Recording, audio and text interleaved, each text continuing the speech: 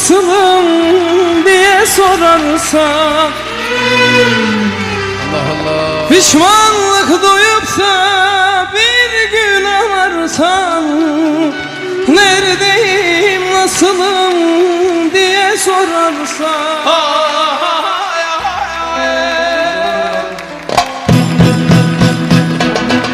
bir ayrılık şarkısı sessizce çal benim için. Yüreğim ellerimde,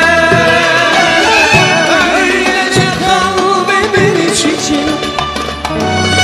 Aynanın karşısına gel, yüzüme bak benim için. Eğer ki anlıyorsan, bu yaşlar bizim için.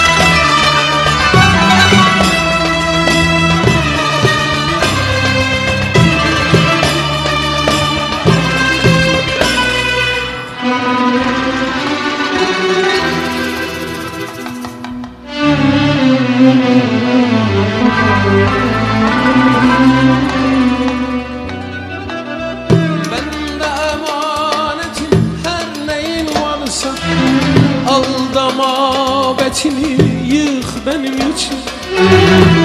Öyle paramparça yaşamaktan, kalbime bir kurşun sık benim için. Böyle paramparça yaşamaktan, kalbime bir kurşun sık benim için.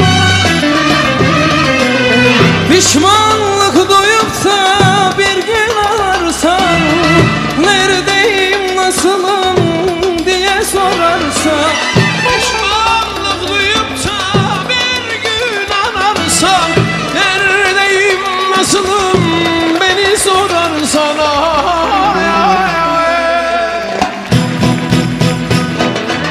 bir ayrılık şarkısı sessizce çal benim için. Yüreğin ellerimde,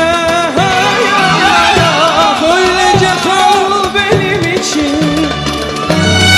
Aynanın karşısına geç, yüzüne bak benim için. Eğer ki anlıyorsan, bu yaşlar bizim için.